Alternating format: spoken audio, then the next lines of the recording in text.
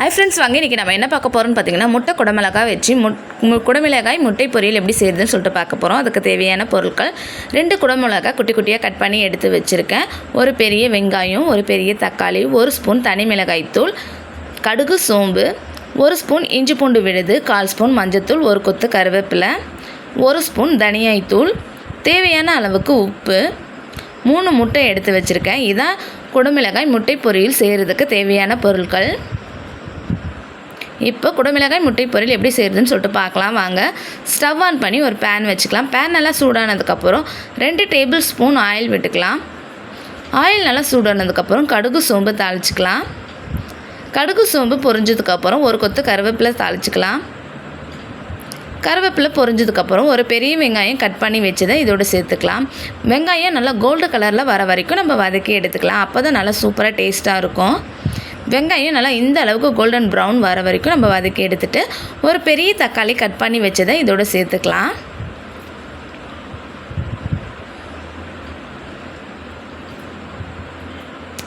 ஒரு ஸ்பூன் இஞ்சி பூண்டு பேஸ்ட்டு சேர்த்துக்கலாம்.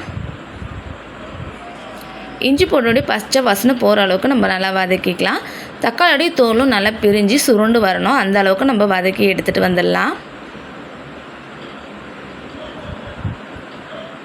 பாருங்கள், இப்போ தக்காளியோடைய தோல் தனித்தனியாக வந்துடுச்சு. இஞ்சி பூண்டோடைய பச்சை வாசனையும் போயிடுச்சு.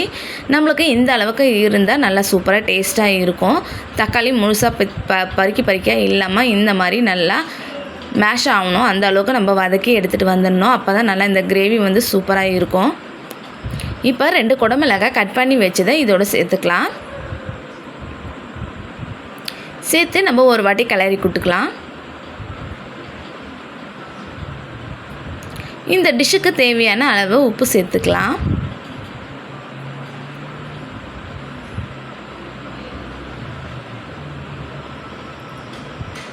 உப்பு சேர்த்துட்டு நம்ம ஒரு வாட்டி கிளறி கொடுத்துக்கலாம்.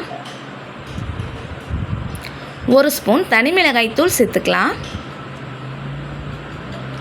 1/4 ஸ்பூன் மஞ்சத்தூள், 1 ஸ்பூன் தனியாய் தூள் சேர்த்துட்டு இதையும் நம்ம நல்லா கிளறி கொடுத்துக்கலாம். இந்த டிஷ்ஷுக்கு வந்து நம்ம தண்ணி ஊற்ற தேவையில்லை. இது வதங்க இதிலருந்தே தண்ணி வரும். நீங்கள் தண்ணி தேவைப்பட்டால் கொஞ்சம் போல் கையில் தெளித்து விட்டால் மட்டும் போதும். தண்ணி அதிகமாக ஊற்ற தேவையில்லை. தண்ணி ஊற்றினீங்கன்னா சொதன்னு ஒரு மாதிரி இருக்கும். அதனால் நீங்கள் தண்ணி ஊற்ற தேவையில்லை. தண்ணி ஊற்றாமல் இருந்தீங்கன்னா நல்லா அழகாக குடமிளகாய் வந்து நல்லா சூப்பராக தனித்தனியாக இருக்கும். அப்போ பார்த்தீங்கன்னா நல்லா சாப்பிட்றதுக்கு இன்னும் நல்லா இருக்கும். இப்போவே பாருங்கள், குடமிளகாய் வந்து எந்த அளவுக்கு சாஃப்டாக வெந்துடுச்சுன்னு சொல்லிவிட்டு இப்போ நல்லா வெந்துடுச்சு. இந்த அளவுக்கு தான் வெந்திருக்கணும். இப்போ நம்ம முட்டை உடச்சி ஊற்றிக்கலாம். இன்றைக்கி நான் 3 முட்டை போல் எடுத்து வச்சுருக்கேன். உங்களுக்கு எத்தனை முட்டை தேவையோ அத்தனை முட்டை நீங்கள் உடச்சி ஊற்றிக்கலாம். முட்டை நிறைய ஊற்றுனீங்கன்னா இன்னும் நல்லா சூப்பராக டேஸ்ட்டாக இருக்கும். முட்டை உடச்சி ஊற்றும் போது பார்த்து கேர்ஃபுல்லாக ஊற்றுங்க. அந்த ஓடு விழுந்துற போது ஓடு விழாத நீங்கள் பார்த்து ஊற்றிக்கிங்க. முட்டை உடச்சி ஊற்றிட்டு உடனே கிளற தேவையில்லை. உடனே கிளறிங்கன்னா கூழ் மாதிரி ஆகிடும். கொஞ்ச நேரம் நுரை பொங்கட்டுன்னு சொல்லிவிட்டு நீங்கள் அதுக்கப்புறம் கிளறி விடுங்க. அப்போ தான் முட்டை வந்து குண்டு குண்டாக இருக்கும். அப்போ சாப்பிடும் போது நல்லா இன்னும் டேஸ்ட்டாக இருக்கும். இந்த பொரியல் வந்து ரச சாதத்தை கூட வெறுமனே வச்சு சாப்பிடும் போது நல்லா சூப்பராக இருக்கும். சாம்பார் சாதம், வெரைட்டி ரைஸ், தயிர் சாதம், சப்பாத்தி கூட இதை நீங்கள் வந்து ரோல் பண்ணி சாப்பிட்லாம். நல்லா இன்னும் நல்லா டேஸ்ட்டாக இருக்கும். தோசை கூட வச்சு சாப்பிடும் போதும் இன்னும் நல்லா சூப்பராக இருக்கும். குடமிளகாய் பொரியல் பிடிக்காதவங்களுக்கு இந்த மாதிரி குடமிளகாயும் முட்டையும் சேர்த்து செஞ்சு கொடுத்தீங்கன்னா நல்லா விரும்பி சாப்பிடுவாங்க. இப்போ ரெடி ஆகிடுச்சு. கொத்தமல்லி தலை தூவி நம்ம இறக்கிடலாம். சூப்பரான குடமிளகாய் முட்டை பொரியல் ரெடி ஆகிடுச்சு. கண்டிப்பாக இந்த மாதிரி செஞ்சு பாருங்கள்.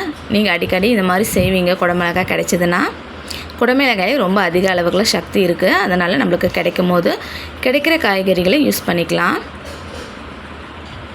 இந்த வீடியோ பிடிச்சிருக்கோம் நம்புகிறேன். பிடிச்சிருந்தால் லைக் பண்ணுங்கள், ஷேர் பண்ணுங்கள், கமெண்ட் பண்ணுங்கள், சப்ஸ்கிரைப் பண்ணுங்கள்.